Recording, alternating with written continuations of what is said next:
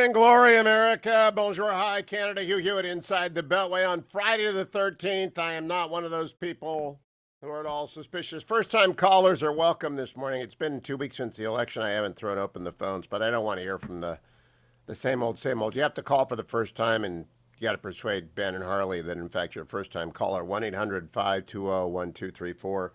Let's remind everyone, Georgia, you can register to vote for another 3 or 4 weeks up till December 7th. In Georgia, Chuck Schumer's coming to take over your state. Cut number one. Now we take Georgia, and then we change the world. Yeah! I'm sorry, can you repeat that, Mr. Schumer? Now we take Georgia, and then we change America.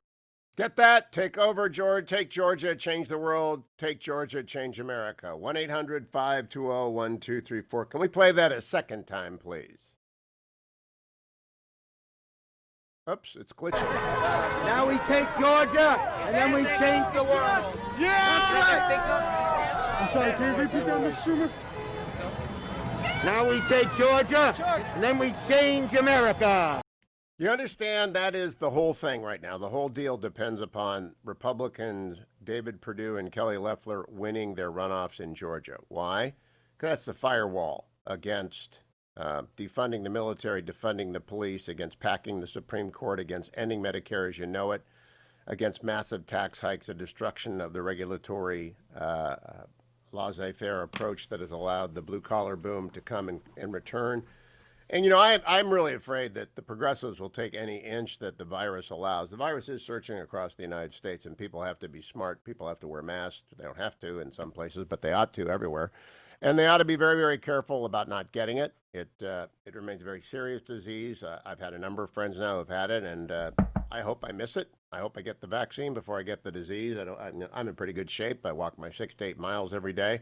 But I don't want it, and I want people to be smart as cold weather descends and the flu season arrives. You don't want to get flu and COVID at the same time. My gosh, what a nightmare that would be.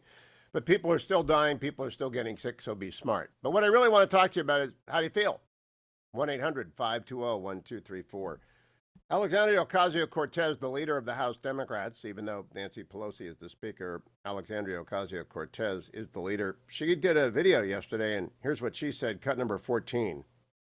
So, of course, the loss of the House majority is just extraordinarily upsetting to all of us. It's upsetting to all of us who are invested in having a Democratic majority so that we can expand healthcare, so that we can raise wages, so that we can protect working people. And it's also personally very difficult because to lose these people, many of them are my colleagues, and I'm proud to call many of them my friends. And the idea that they may not be returning next term or that they aren't returning next term is extremely difficult on both just a personal and a policy and a political level. I imagine that makes Alexandria Ocasio-Cortez more sympathetic to President Trump's supporters as they contemplate their loss, but I doubt it. She said they actually haven't lost the House majority, but I don't think she made a mistake. I think she intentionally said the loss of the House majority. Play the start of that again, cut number 14. So, of course, the loss of the House majority is just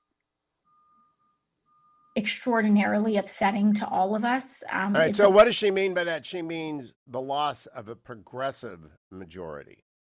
She knows that I look for hours and I can't find a projection on the House because they really cannot project, for example, California 25, where Mike Garcia is ahead by 187 votes, and Iowa, where the Republicans up 47 votes. There are some extremely close House seats, but I think the minimum that the Republicans can come in with is 210, and they might get up to 214.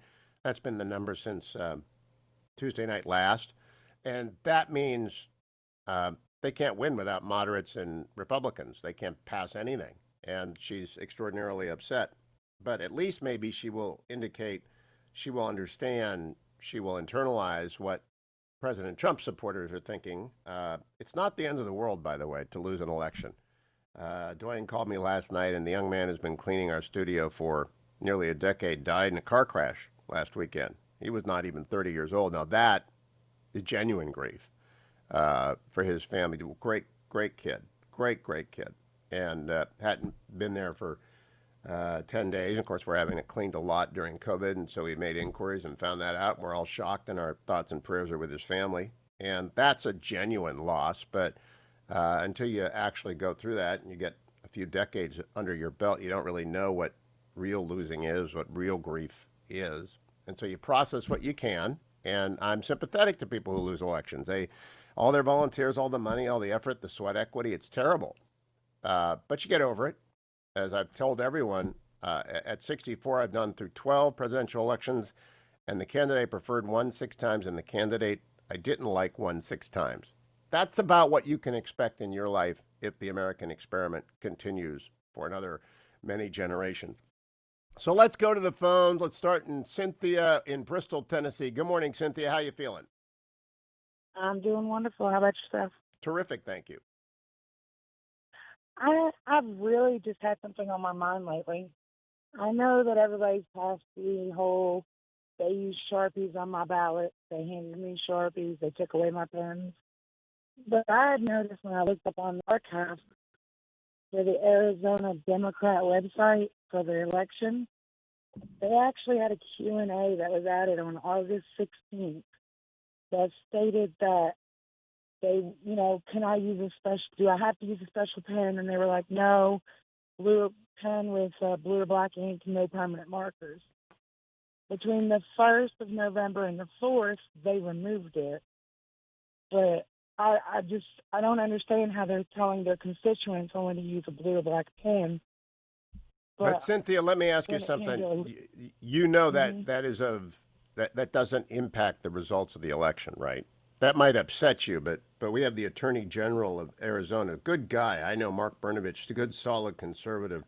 This is Mark Brnovich on Fox Business yesterday. Again, he's a good, solid Republican conservative, cut number 7.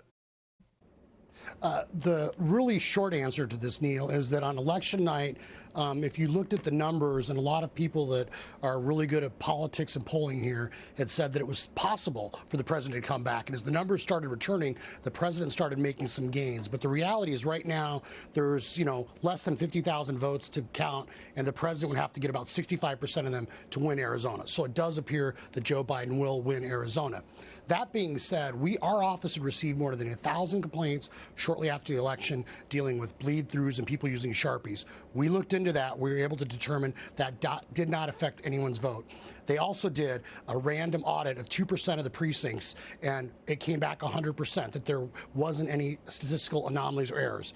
As to the lawsuit that was filed, we are literally talking about less than 200 votes that are in question and doubt. So the reality is, even if it was possible that those votes flip, those 200 votes, I do not think it will make a difference in Arizona just because of the numbers. So what my point to you is, Cynthia, there's a petition over at HughHewitt.com. If people want audits like that done in various states, if they want to verify the vote, they can go to HughHewitt.com and sign that petition. In Arizona, the president is behind by 11,889 votes. He's behind by 14,056 votes in Georgia, by 20,557 votes in Wisconsin, and by 55,588 votes in Pennsylvania. And I mean, good, solid people like Mark Brnovich are looking. So I don't think you have to worry about any of the particular stories. You might want audits done in other places. There's a petition for people who do, but that's where we are today. Let's go to Grand Junction, Colorado. Robert, good morning. Hey, how are you? Good. Morning, Glory. Morning, Glory. I just have a question in regard to Joe Biden being the second Roman Catholic